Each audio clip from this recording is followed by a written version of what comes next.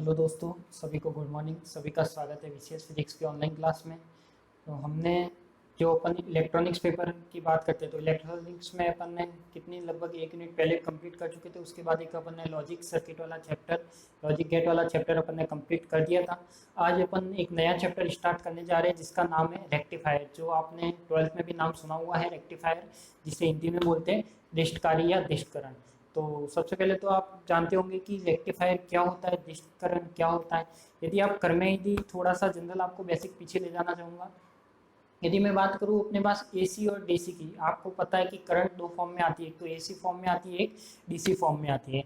यदि मैं आपको बेसिक चीज़ से बताऊँ यानी करंट की बात करूँ, तो करंट एक तो आती है अपने पास एसी और डीसी। तो यदि एसी डीसी की बात करें तो देखो करंट, यदि एसी की बात करें तो वो तो कैसी आती है अपने पास, इस फॉर्म में आती है। यदि मैं डीसी की बात करूँ तो वो करंट कैसी आती है, इस फॉर्म में आती है। तो अपने पास कोई ऐसे बहुत सारे उपकरण होते हैं, जैसे छोटे छोटे उपकरण होते हैं, जैसे आपको जनरल लाइफ में देखा जाए तो मोबाइल का चार्जर हो गया, या ऐसे कुछ छोटे और इंस्ट्रूमेंट हो गए जिनको क्या होती है, डायरेक्ट करंट की आवश्यकता होती है। डायरेक्ट करंट यानी जिनको जैसे 2 एम्पियर का करंट चाहिए, 3 एम्पियर का करंट चाहिए, पर कैसा करंट है वो, डायरेक्ट करंट है। जो वैल्यू दी जाती है यानी जैसे 2 एम्पियर का करंट हो गया तो वो क्या एक तरह से डायरेक्ट करंट है। मोबाइल के चार्जर पे आपने देखा होगा तो बहुत सारे चार्जर पे एम्पियर की वैल्यू लिखी होती है कि वो कितने एम्पियर की करंट लेगा। तो वहाँ पे अब यदि 2 एम्पियर 3 एम्पियर जो लिखा होता है वही क्या एक तरह से डायरेक्ट करंट का माना जाता है। तो ये अपने पास क्या हो गया, करंट होती है एसी और डीसी दो टाइप में होती है। तो कुछ ऐसे छोटे इंस्ट्रूमेंट होते हैं जिनमें क्या होती है, करंट अपन को किस फॉर्म में चाहिए, डायरेक्ट करंट के फॉर्म में चाहिए। तो डायरेक्ट करंट के फॉर्म में अपने पास जो इलेक्ट्रिसिटी आती है, वो आप जानते हो कि इलेक्ट्रिसिटी कैसे आती है, घरों में एसी आती है, ट्रांसफार्मर से निकलती है, फिर वो घरों में आके किस में कन्वर्ट होती है, एसी में।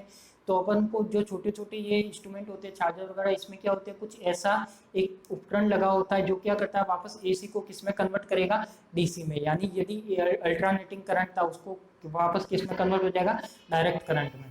तो ऐसे ही अपन उपकरण को क्या कहते हैं, दिष्टकरण कहते हैं या दिष्टकारी कहते हैं। यानी ऐसा उपकरण जो क्या करे, प्रत्यावर्ती वोल्टा स्रोत, यानी मान लो कि अपने पास क्या आ रही है, एसी करंट आ रही है, एसी किस में कन्वर्ट हो गई, एसी कन्वर्ट हो गई अपने पास डीसी में। यदि मान लो तो अपने पास कोई भी करंट आ रही है, क्या आ रही है, एसी आ रही है, वो किस में कन्वर्ट हो गई, डीसी में। तो यदि एसी डीसी में कन्वर्ट हो जाती है तो वही प्रक्रिया क्या कहलाती है, अपनी रेक्टिफायर। वो किसके द्वारा होती है, तो इसमें कुछ ऐसे इंस्ट्रूमेंट लगे होते हैं जिसी को अपन क्या कहते हैं, रेक्टिफायर। तो यही आपका आज का नया चैप्टर है रेक्टिफायर। तो सबसे पहले बात करता हूँ कि निष्टकारी रेक्टिफायर किसे कहते हैं। तो एक ऐसा परिपथ जो क्या करे, प्रत्यावर्ती वोल्टता को या प्रत्यावर्ती धारा को, आप कोई से भी मान सकते हो, चाहे वोल्टेज मानो चाहे करंट मानो, वी और आई। तो मैं कह सकता हूँ कि जो प्रत्यावर्ती वोल्टता होती है या प्रत्यावर्ती धारा होती है, वो किस में कन्वर्ट हो जाती है, प्रत्यावर्ती वोल्टता और धारा जो इनपुट पर अपन को मिलती थी, यानी जो आगे से अपने पास आ रही थी, वो किस में आउटपुट में जो देगा, जो आउटपुट में जो कन्वर्ट होगी वो किस में होगी, यहाँ तो था एसी में, और जो मिलेगा वो क्या मिलेगा अपन को, ये तो क्या था अपना इनपुट था। यदि आउटपुट की बात करें तो जो वोल्टेज या धारा होगी वो किस में मिलेगी अपन को, डीसी में। तो यही अपना जो ये प्रक्रिया होती है यानी ये प्रोसेस होता है, उसी को अपन क्या कहते हैं, निष्टकरण या क्या कहते हैं, रेक्टिफिकेशन। तो इसी पास इसको मैं यदि डेफिनेशन देना चाहूँ तो आप लिख सकते हो डेफिनेशन बना कि एक ऐसा परिपथ होता है जो प्रत्यावर्ती वोल्टता या प्रत्यावर्ती धारा को दिष्ट वोल्टता या दिष्ट धारा में कन्वर्ट कर देता है, वही प्रक्रिया क्या कहलाती है, रेक्टिफायर या दिष्टकारी। या ऐसा परिपथ क्या कहलाता है, दिष्टकारी, और यह प्रक्रिया क्या कहलाती है, दिष्टकरण, रेक्टिफिकेशन। तो ये आपकी क्या हो गई, डेफिनेशन हो गई। अब यदि मैं बात करूं कि रेक्टिफायर अपने पास कितने टाइप के होते हैं, तो ये आप ट्वेल्थ में पढ़ के आए कि रेक्टिफायर कितने टाइप के होते हैं, दो टाइप के होते हैं। एक तो हाफ वेव रेक्टिफायर, दूसरा फुल वेव रेक्टिफायर। अब ये हाफ वेव और फुल वेव, इन दोनों में डिफरेंस क्या है, तो ये अपन जैसे एक एक एक्सप्लेन करेंगे तो उससे आपको क्लियर हो जाएगा कि इन दोनों में क्या डिफरेंस है। तो सबसे पहले मैं बात करता हूँ कि रेक्टिफायर की डेफिनेशन होगी आपके पास। रेक्टिफायर की डेफिनेशन होने के बाद ये कितने टाइप के होते हैं, दो टाइप के होते हैं। एक तो हाफ वेव रेक्टिफायर अर्ध तरंग दृष्टकारी, दूसरा होता है पूर्ण तरंग दृष्टकारी। तो अपने पास हाफ वेव रेक्टिफायर हो जाएगा, दूसरा हो जाएगा फुल वेव रेक्टिफायर, ठीक है। उसके बाद यदि मैं बात करूँ, अब एक एक को एक्सप्लेन करते हैं। तो सबसे पहले मैं बात करता हूँ किसकी, हाफ वेव रेक्टिफायर की। तो सबसे पहले तो ये क्या होगा कि इसे हाफ वेव रेक्टिफायर क्यों कहते हैं, हाफ वेव रेक्टिफायर ही क्यों कहते हैं, अर्ध तरंग दृष्टकारी ही क्यों कहते हैं। तो देखो मैंने एक डायग्राम भी बनाया है इसमें। तो सबसे पहले तो यदि मैं इसकी डेफिनेशन आपको बताना चाहूँ कि अर्ध तरंग दृष्टकारी है यानी ऐसा दृष्टकारी जिसमें क्या हो, निर्गत संकेत, यानी जो अपने पास जो आउटपुट वेव मिलेगी, आउटपुट टर्म मिले, वो किस फॉर्म में मिले अपन को, हाफ वेव फॉर्म में मिले। यानी देखो ये अपने पास क्या है, इनपुट सिग्नल था, तो ये इनपुट सिग्नल तो कैसा था, पूरा कंप्लीट साइकिल के फॉर्म में था। जो अपने को आउटपुट सिग्नल मिलेगा वो क्या मिलेगा, हाफ ही मिलेगा। देखो जैसे इनपुट में ये वाली सिग्नल 0 से t/2 था, तो ये 0 से t/2 तो मिल गया, पर यहाँ पे क्या है, t/2 से t भी था, तो यहाँ पे t/2 से t क्या हो गया, गायब हो गया। वापस आगे क्या हुआ, t से वापस आगे t/2 पे आएगा, वापस आगे ऐसे एक आएगा, एक नहीं आएगा। यानी जो इनपुट टर्मिनल पर यदि अपन वेव की बात करें तो वो टर्मिनल कैसे मिलती है, एक ही फॉर्म में, यानी हाफ वेव मिलती है। ये फुल वेव थी, इसकी क्या मिली अपन को, हाफ वेव मिली। इसी को अपन क्या कहते हैं, हाफ वेव रेक्टिफायर। तो यदि मैं इसकी डेफिनेशन बोलना चाहूँ तो निर्गत ऐसा दृष्टकारी जिसमें निर्गत संकेत के रूप में अपन को क्या मिले, हाफ वेव मिले, वही क्या कहलाएगा, अपना हाफ वेव रेक्टिफायर कहलाएगा। अब अपन बात करते हैं कि इसके डायग्राम की, तो कैसे बना होता है। देखो इसमें अपन ने एक डायग्राम बनाया है, तो ट्रांसफार्मर तो आपने 9वीं 10वीं में पढ़ा होगा। तो ट्रांसफार्मर में क्या होता है, दो कुंडलियां होती है, जिसमें एक प्राथमिक कुंडली होती है जिसे प्राइमरी बोलते हैं, दूसरी होती है अपने पास सेकेंडरी जिसे द्वितीय कुंडली बोलते हैं। तो उसी को काम में लेते हुए अपन क्या करते हैं, हाफ वेव रेक्टिफायर बनाते हैं। तो सबसे पहले देखता हूँ कि इसकी यदि मैं स्ट्रक्चर की बात करूँ यानी बनावट की, तो बनावट कैसे की गई है वो देखते हैं। सबसे पहले तो डेफिनेशन हो गई इसकी, फिर क्या हो गई इसकी स्ट्रक्चर। देखो डेफिनेशन होने के बाद इसके स्ट्रक्चर की बात करें तो देखो कैसे बनाया गया इसको, कैसे इसका डायग्राम होता है, कैसे इसको बनाया जाता है। तो सबसे पहले क्या लिया, कोई भी प्राथमिक कुंडली ले ली। तो ये क्या ले ली मैंने, जो पी लिखा ये क्या अपनी एक प्राथमिक कुंडली है, तो ये प्राथमिक कुंडली हो गई। इसको मैंने किससे जोड़ दिया, कोई भी प्रत्यावर्ती वोल्टेज सोर्स से जोड़ दिया। यानी वो हो सकता है कि वोल्टेज करंट मान लो, या वोल्टेज क्या मान लो, एसी करंट मान लो, या एसी वोल्टेज मान लो, एक ही बात है। तो क्या किया मैंने, जो ट्रांसफार्मर की जैसे कुंडली होती है वैसे इसमें भी प्राथमिक कुंडली थी। प्राथमिक कुंडली को मैंने क्या किया, प्रत्यावर्ती वोल्टेज स्रोत से या प्रत्यावर्ती धारा स्रोत से जोड़ दिया। अब अपन बात करते हैं उसके आगे, नेक्स्ट जो ये वाला डायग्राम है इसमें क्या देखो एस लिख रखा है। एस यानी क्या होती है अपने पास, सेकेंडरी यानी द्वितीय कुंडली। ये प्राथमिक कुंडली थी, ये द्वितीय कुंडली थी। अब इस द्वितीय कुंडली को मैं क्या करूं, द्वितीय कुंडली को यदि मैं श्रेणी क्रम में क्या जोड़ दूं, एक तो डायोड जोड़ दूं। डायोड में आप जानते हो कि पी डायोड में कितने पार्ट होते हैं, पी और एन, दो सिरे होते हैं। एक सिरा पी कहलाता है, दूसरा सिरा एन कहलाता है। और डायोड में ये भी जानते हो जब वो फॉरवर्ड बायस होता है तो क्या करता है, करंट को फ्लो करता है, यदि रिवर्स होता है तो नहीं करता। ये मैं आपको पहले गेट वाले में भी बता चुका हूँ। तो यदि मैं बात करूं कि इसमें क्या, देखो डायोड आ गया।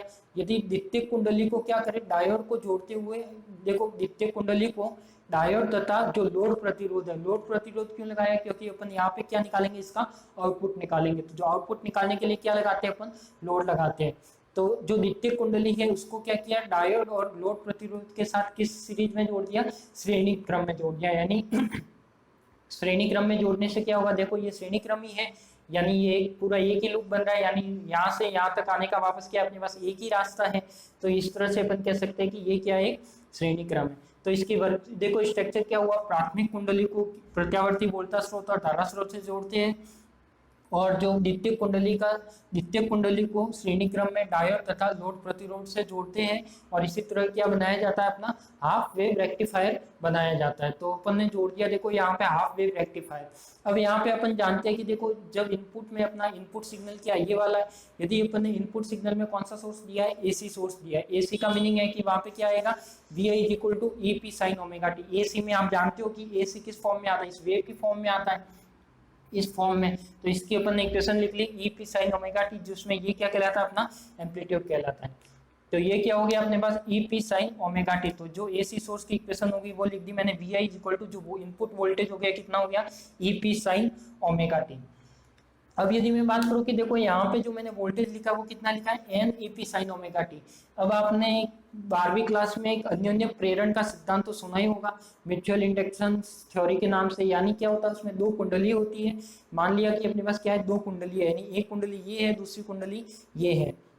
एक कुंडली में यदि कोई करंट प्रवाहित होती है तो उसी की एक कुंडली की वजह से इसमें भी क्या होती है, वो करंट प्रवाहित होती है। यानी एक ही कुंडली में, सबसे पहले दो कुंडली थी, एक कुंडली में अपनी करंट प्रवाहित हुई तो उसके कारण क्या हुआ, दूसरी कुंडली में भी करंट प्रवाहित हुई। वो क्या कहलाता है, अपना अन्योन्य प्रेरण सिद्धांत कहलाता है। तो उसी के बेस को काम में लेते हुए यहाँ पे भी क्या होता है, यदि ये प्राथमिक कुंडली थी, इसमें क्या हो गया, अपन ने इनपुट सिग्नल लगाया, कितना लगाया, ई P sine omega T input signal लगाया। जब इनपुट सिग्नल लगाया तो द्वितीय कुंडली में भी क्या होगा, अन्योन्य प्रेरण सिद्धांत के बेस पे क्या होगा, यहाँ पे भी ये अपन को करंट मिलेगा था। यानी मान लिए कि वो करंट कितना मिलेगा, N E P sine omega T. यहाँ पे एन क्या है, जो कुंडली में फेरों की संख्या होती है, यानी जो लपेटे गए फेरों की संख्या है वही क्या होती है, अपना एन होता है, बाकी वही इक्वेशन है। तो देखो अन्योन्य, ये अपन किसकी बात कर रहे हैं, स्ट्रक्चर नहीं, ये अपन बात कर रहे हैं किसकी, सी पॉइंट वर्किंग की, ठीक है। यानी क्या इसकी क्रियाविधि रहती है, कैसे अपन को आउटपुट मिलता है। तो सबसे पहले क्या किया, यहाँ पे इनपुट सिग्नल लगाया, प्राथमिक कुंडली में क्या हो गया, अपन को कोई भी करंट मिला। अब ये प्राथमिक कुंडली की वजह से अन्योन्य प्रेरण सिद्धांत के कारण क्या हो गया, द्वितीय कुंडली में भी अपन को करंट मिलेगा। अभी अपन को देखते हैं कि देखो अपन ने इनपुट सिग्नल लगाया, इनपुट सिग्नल देखो मैंने एक ग्राफ भी बनाया आपके लिए। इनपुट सिग्नल का मीनिंग क्या है, यहाँ पे यदि मैंने वी आई वोल्टेज लगाया तो यहाँ पे वी आई वोल्टेज था, तो वी आई वोल्टेज था तो यहाँ पे क्या इनपुट सिग्नल दिया था। इनपुट सिग्नल के लिए मैंने क्या बनाया, 0 से t/2, t/2 से t, t से 3t/2, फिर 2t। तो ऐसे आएगा, तो ये क्या बना दी मैंने, एक साइन की ज्यावक्रिय वेव बना दी। यानी जो इनपुट फॉर्म है वो क्या अपनी वी आई ये वाली है, ठीक है। अब यदि मैं बात करूँ कि अपने पास क्या वी एस, अब वी एस देखो वी आई, या तो आप वी आई मानो या इसको मैं वी पी भी लिख सकता हूँ, क्योंकि प्राथमिक में भी क्या आएगा, यही वेव मिलेगी। अब यदि मैं सेकेंडरी की बात करूँ तो सेकेंडरी में भी क्या है, अपने पास यही वेव मिलेगी। यानी वी एस में भी आपको क्या वेव मिली, यही वेव मिली। अब देखो अपने पास ये वर्किंग कैसे करेगा, तो देखो अपने पास वी आई में भी सेम वेव आ गई, वी एस में भी सेम वेव आ गई। अब यदि नीचे वाली वेव देखते हो तो इसमें देखोगे कि आधी वेव तो गायब हो गई और आधी वेव अपन को मिल रही है, तो वो कैसे मिली। देखो मान लिया कि यदि मैं इनपुट सिग्नल था ये वाला और ये वाला, ठीक है, तो यहाँ पे अपना इनपुट सिग्नल से करंट मिल गया, तो वो कितना मिला, E P sine omega T मिल गया। अब यहाँ से इसके अन्योन्य प्रेरण सिद्धांत के कारण कितना मिला, ये मिला N E P sine omega T. यदि अब इसकी वजह से देखो, अब यह मैं यदि हाफ साइकिल की बात कर रहा हूँ, हाफ साइकिल यानी किस साइकिल की बात करता हूँ, 0 से t/2, यानी 0 से t/2 की बात करता हूँ, 0 से t/2 की, ठीक है। यदि मैं इस हाफ साइकिल की बात करता हूँ तो इसमें क्या होगा, ये तो पॉजिटिव हो जाएगा और ये नेगेटिव हो जाएगा। मान लिया कि मैं यहाँ ए भी नाम दे दूँ, तो ए सिरा तो पॉजिटिव हो जाएगा और ये सिरा क्या हो जाएगा, नेगेटिव। किसके लिए, पॉजिटिव हाफ साइकिल के लिए, यानी 0 से t/2 के लिए। अब देखो यहाँ पे जब पी सिरा पॉजिटिव है, एन जब यहाँ पे क्या पी सिरा पॉजिटिव हो गया, एन नेगेटिव हो गया, तो अपना जो डायोड हो गया वो किस वाले कौन से में हो गया, फॉरवर्ड या रिवर्स, तो डायोड हो जाएगा अपना फॉरवर्ड में। किसमें हो जाएगा, अपने पास डायोड हो जाएगा फॉरवर्ड में, यानी अग्र बायस में हो जाएगा। और अपन को पता है कि जब डायोड अग्र बायस में होता है तो क्या करता है, धारा का चालन करता है, करंट फ्लो करता है। तो जब ये फॉरवर्ड बायस में हो गया, जब फॉरवर्ड बायस में हो गया तो यहाँ से क्या होगा, करंट जाएगा, करंट जाएगा तो वही करंट अपन को कहाँ मिलेगा, आरएल में लोड प्रतिरोध पर अपन जो आउटपुट सिग्नल मिलेगा वो कहाँ मिलेगा, यहाँ पे मिलेगा। तो वहाँ अपन क्या मिलेगा, वेव मिलेगी।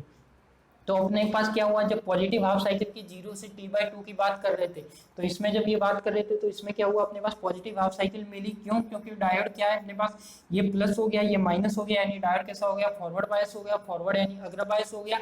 अग्र बायस होने के कारण करंट का फ्लो करेगा, और करंट का फ्लो करने के कारण यहाँ पे क्या मिलेगा, अपन को आउटपुट मिलेगा। तो ये वाली अपनी क्या मिल गई, 0 से t/2 के लिए अपना आउटपुट मिल गया।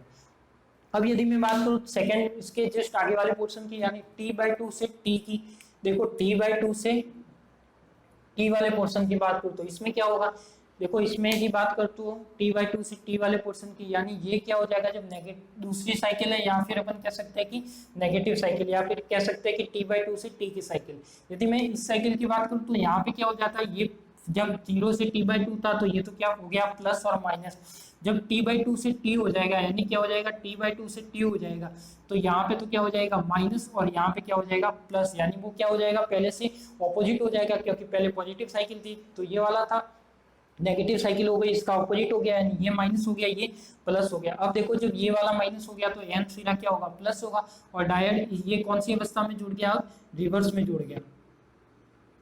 किस में जुड़ गया, रिवर्स में। और रिवर्स में अपन जानते हैं, यानी ये पश्चिक अवस्था में जुड़ गया, और पश्चिक में जानते हैं कि डायोड क्या करेगा, करंट का फ्लो नहीं करता। तो यहाँ पे देखो, यहाँ पे जब अपन डायोड रिवर्स बायस में जोड़ेंगे, यानी यहाँ पे जब माइनस हुआ, यहाँ पे प्लस हुआ, डायोड किस में हो गया, रिवर्स में हो गया। और जब रिवर्स में होने के बाद क्या हो गया, इसमें आगे कोई भी करंट नहीं जाएगा, क्योंकि डायोड पश्चिक अवस्था में क्या करता है, कोई करंट आगे जाने नहीं देता। तो इसलिए यहाँ पे जो आउटपुट मिलेगा, क्या मिलेगा, मिलेगा क्या आउटपुट, जब डायोड आगे करंट ही नहीं आने दे रहा तो आउटपुट क्या मिलेगा, नहीं मिलेगा।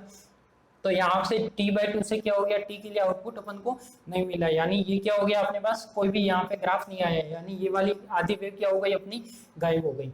अब अपन बात करते हैं कि नेक्स्ट यानी क्या हो गया, t से अपन और आगे बढ़े तो वापस क्या हो जाएगा, ये पॉजिटिव हो जाएगा और ये वापस क्या हो जाएगा नेगेटिव, यानी कि क्या आ जाएगा वापस पॉजिटिव साइकिल आएगा तो ये वापस क्या होगा फॉरवर्ड बायस आएगा तो वापस अपन को आउटपुट मिलेगा, क्योंकि डायोड कैसा हो जाएगा फॉरवर्ड में हो जाएगा। जब डायोड फॉरवर्ड में होगा तो ये वाला आउटपुट अपन को वापस मिलेगा, तो ये वाला क्या हो गया, अब वापस अपन को आउटपुट मिल गया। वैसे ही वापस नेगेटिव साइकिल आएगी तो क्या होगा, वापस उल्टा होगा आगे, यानी ये माइनस हो जाएगा ये प्लस हो जाएगा, डायोड वापस रिवर्स में आएगा, डायोड रिवर्स में आएगा तो वहां पे आउटपुट अपन का 0 मिलेगा। तो इस तरह से यदि आप देखो इस डायग्राम को समझते हुए यदि आप ये वेव को समझते हो, देखो पॉजिटिव हाफ साइकिल के लिए अपन को आउटपुट मिल गया ठीक है। नेगेटिव हाफ साइकिल थी इसके लिए आउटपुट मिला क्या, नहीं मिला। यहाँ पे क्या वापस आधी साइकिल के लिए पॉजिटिव के लिए मिला, उसके आगे वापस नेगेटिव हाफ साइकिल आएगी उसके लिए मिलेगा, नहीं मिलेगा। यानी अपन कह सकते हैं कि जो इनपुट सिग्नल था उसकी जो वेव मिल रही है वो कैसे मिल रही है, आउटपुट में आधी मिल रही है, यानी जो नीचे वाला पोर्शन है या नेगेटिव साइकिल वाला पार्ट है वो कहाँ हो रहा है, गायब हो रहा है। तो इसीलिए अपन इसको क्या कहते हैं, हाफ वेव रेक्टिफायर। क्यों कहते हैं हाफ वेव रेक्टिफायर, क्योंकि इसमें जो वेव मिलती है वो कैसे मिलती है अपन को, इनपुट सिग्नल से आधी मिलती है, इसलिए अपन इसको कहते हैं हाफ वेव रेक्टिफायर। तो इसको आपको अच्छे से समझ में आ गया होगा। तो ये वाली जो आपके यदि मैं राजस्थान यूनिवर्सिटी के अकॉर्डिंग बात करूँ तो यूनिट 2 का चैप्टर है रेक्टिफायर, ठीक है। तो इसमें ये रेक्टिफायर को मैंने देखो क्या क्या बता दिया। सबसे पहले तो रेक्टिफायर किसे कहते हैं, जो एसी को डीसी में कन्वर्ट करता है वो क्या कहलाता है, अपना रेक्टिफायर कहलाता है। उसके बाद ये कितने टाइप्स के होते हैं, 2 टाइप्स के होते हैं, हाफ वेव रेक्टिफायर, दूसरा हो गया अपने पास फुल वेव रेक्टिफायर। अब यदि हाफ वेव रेक्टिफायर की बात करें तो इसमें मैंने डायग्राम बना दिया, हाफ वेव रेक्टिफायर की डेफिनेशन बता दी कि डेफिनेशन में जो इनपुट सिग्नल से आउटपुट सिग्नल में जाते हैं तो आउटपुट सिग्नल से क्या होता है अपन को हाफ वेव ही मिलती है। हाफ वेव मिलने के कारण इसे क्या कहते हैं, हाफ वेव रेक्टिफायर कहते हैं। और ऐसे ही यदि फुल वेव मिलेगी तो अपन क्या कहेंगे, फुल वेव रेक्टिफायर कहेंगे। तो वो भी जब आगे पढ़ेंगे एक एक को एक्सप्लेन करेंगे तो पता लग जाएगा। तो ये इसके स्ट्रक्चर हो गया कि हाफ वेव रेक्टिफायर को कैसे बनाते हैं।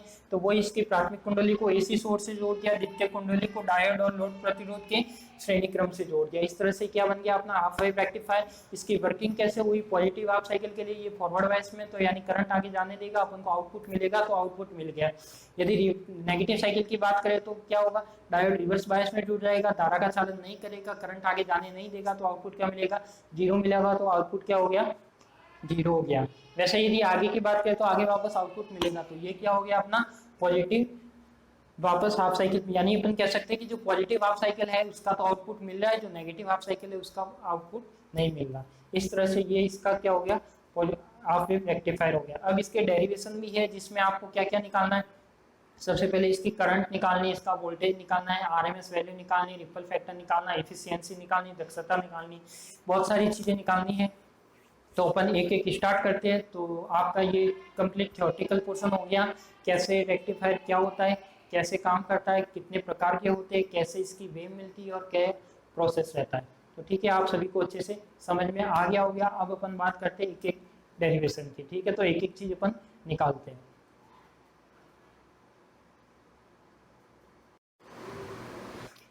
देखो अब अपन बात करते हैं इसकी मैथमेटिकल डेरिवेशन की। तो मैथमेटिकल डेरिवेशन में अपन देखते हैं एक एक चीज़, ठीक है। तो आपको इसकी ग्राफ की अभी तो जरूरत है नहीं, जब भी होगी वापस बता देंगे आपको।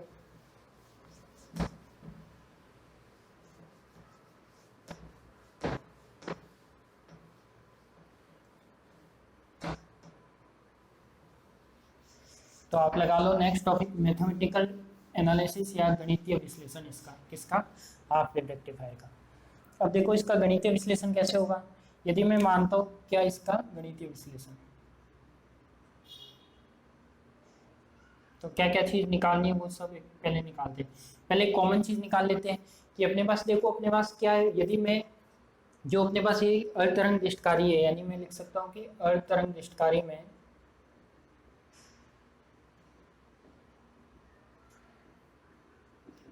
ओम के नियम से यदि धारा निकालूं, क्या निकालूं, ओम के नियम से क्या निकालूं मैं, यदि करंट निकालूं तो करंट निकालने पर करंट क्या आता है अपना, करंट आता है देखो V इक्वल टू क्या होता है अपने पास, ओम का नियम क्या होता है V equal to I R. अपन को यदि करंट निकालना है तो I इक्वल टू क्या हो जाएगा V बाय आर। अब देखो यहाँ पे V कौन सा है, V कौन सा है अपने पास, जो वोल्टेज है वो क्या है V S equal to N E P है। यानी मैं लिख सकता हूँ कि V इक्वल टू क्या होगा, यहाँ पे VS हो जाएगा। अब यदि देखो R यानी कुल प्रतिरोध, अब ये क्या श्रेणी क्रम में, तो श्रेणी क्रम में तीनों के प्रतिरोध आएंगे। देखो जो इसका प्रतिरोध आएगा ये क्या कुंडली का, तो ये क्या आएगा RS प्लस डायोड का प्रतिरोध आएगा, उसको मैं लिख लेता हूँ RF प्लस तीसरा कौन सा आएगा लोड प्रतिरोध आएगा, उसको मैं लिख सकता हूँ RL।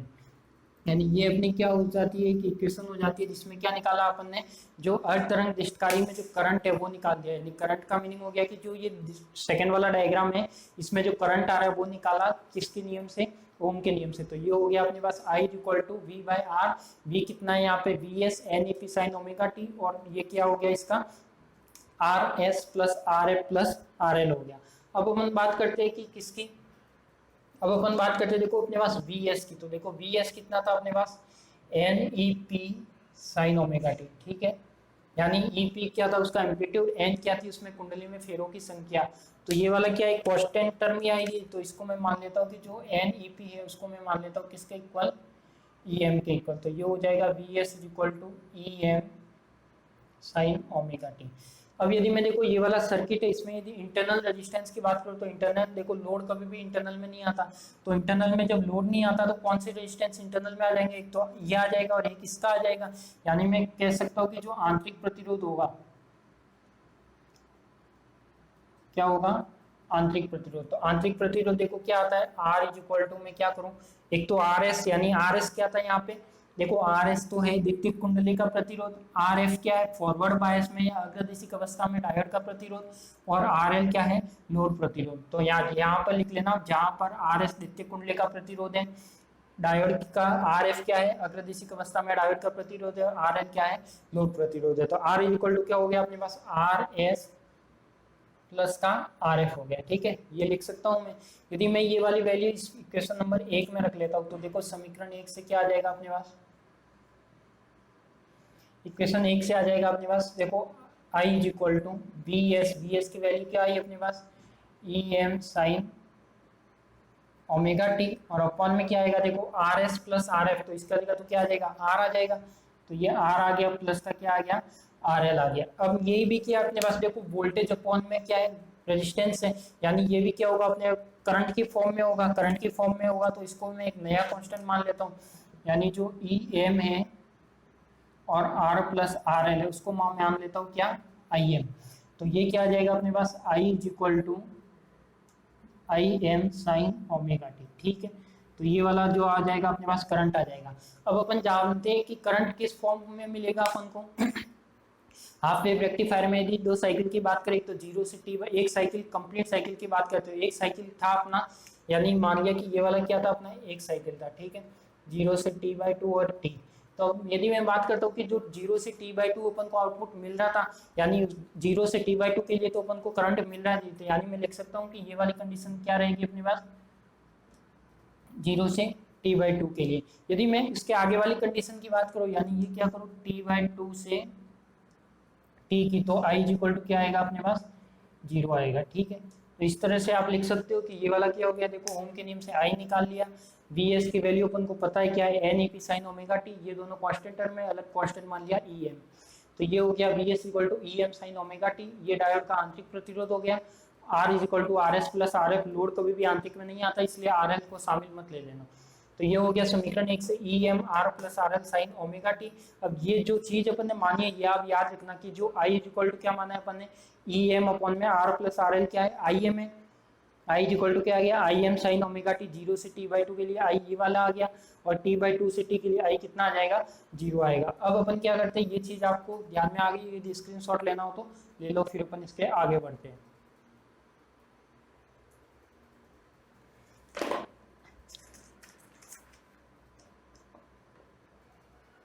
स्क्रीनशॉट ले लो फिर अपन बढ़ते हैं आगे।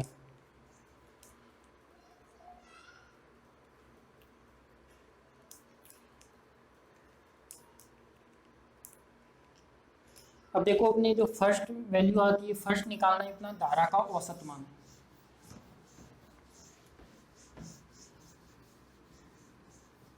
अब इसमें केवल कैलकुलेशन ही है, ज्यादा कुछ नहीं है। फर्स्ट क्या निकालना है अपन को धारा का औसत मान।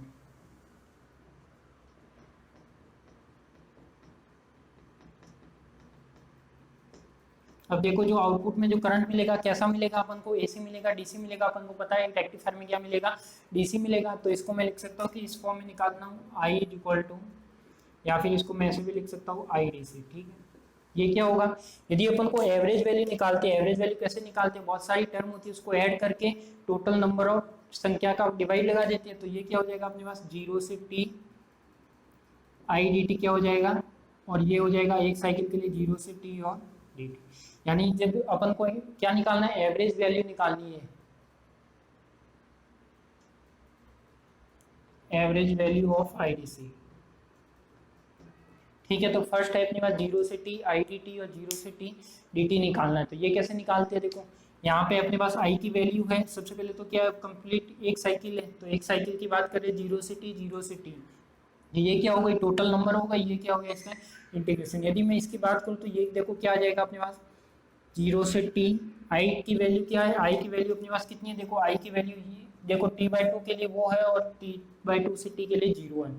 तो यदि मैं बात करता हूँ आई इज इक्वल टू क्या है अपने पास, आई एम, या फिर इसको मैं क्या करता हूँ पहले से दो पार्ट में तोड़ देता हूँ। ठीक है, दो पार्ट में तोड़ू तो ये क्या हो गया, जीरो से T by two I D T, और अपन जानते हैं कि टी बाई टू से टी क्या होता है, करंट क्या होता है, जीरो होता है, तो ये क्या होगा जीरो। ठीक है, अपॉन में क्या आता है, देखो अपॉन में क्या होगा इसके डी टी, इसका डी टी का समाकलन करेंगे तो टी और लिमिट लगाएंगे तो क्या आएगा टी। ठीक है, तो ये आ जाएगा। अब यदि मैं इसको और आगे ओपन करूँ, देखो ये टर्म क्या हो गई, जीरो हो गई, ये टी में क्या करूँ, ये वन बाई टी लिख दिया। अब यहाँ पे इंटीग्रेशन किसका करना है, जीरो से टी बाई टू का। अब यहाँ पे आई की वैल्यू क्या है, देखो जीरो से टी बाई टू के लिए अपन को क्या वैल्यू मिल रही थी आई की, I am sign omega T, तो इसको मैं लिख सकता हूँ I am sign omega T.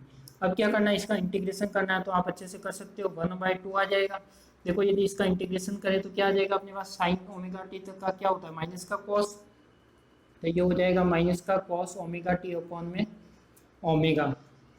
ठीक है, लिमिट क्या लगाओगे, जीरो से टी बाई टू, ओमेगा को मैं बाहर ले लूँ तो ये हो जाएगा ओमेगा टी, माइनस को भी बाहर ले लूँ तो देखो इसमें आई एम भी बाहर आएगा, तो ये क्या हो जाएगा, आई एम बाहर ले लो तो ये आई एम क्या था बाहर आ जाएगा, तो ये जो आ जाएगा अपना आई एम बाहर आ जाएगा। आई एम क्या माना है अपन ने, आई एम याद रखना कि ई एम अपॉन में आर प्लस का आर एल माना है, हर जगह अपन को काम में लेना पड़ेगा। तो ये हो जाएगा आई एम अपॉन में ओमेगा टी, यहाँ पे ओमेगा बाहर आ गया। अब यहाँ पे देखो लिमिट लगाओगे तो क्या आएगा, कॉस ओमेगा टी, तो ओमेगा की जगह तो फिर टी बाई टू माइनस का कॉस ओमेगा और जीरो। ठीक है, यदि इसमें सॉल्व करोगे तो देखो ओमेगा इज इक्वल टू क्या होता है अपने पास, टू पाई बाई टी होता है। यदि मैं omega T is equal to लिखूँ तो वो क्या हो जाएगा अपने पास, टू पाई हो जाएगा। तो ये हो जाएगा अपने पास माइनस का I M two pi, omega T की जगह क्या आ गया, टू पाई आ गया। ये क्या आ जाएगा, देखो कॉस टी बाई टू, अब यहाँ पे भी यदि मैं लिखूँ तो ये क्या हो जाएगा, कॉस टू पाई माइनस का कॉस जीरो। ठीक है, तो कॉस जीरो अपन को पता है क्या देता है, कॉस जीरो वन देता है, तो ये तो हो जाएगा माइनस वन और ये हो जाएगा माइनस वन, और ये बार क्या था अपने पास माइनस का आई एम और टू पाई। ठीक है, अब क्या करें, इसको और आगे सॉल्व करें तो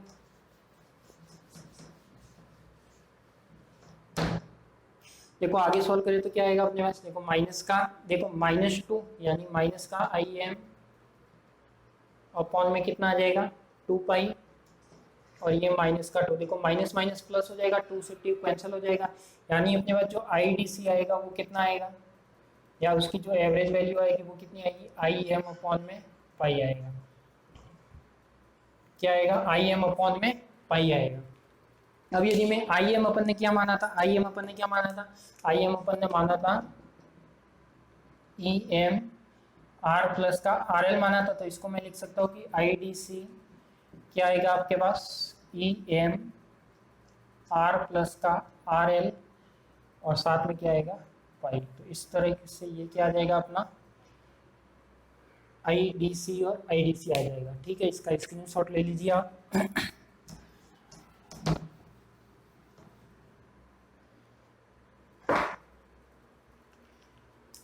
स्क्रीनशॉट ले लीजिए इसका।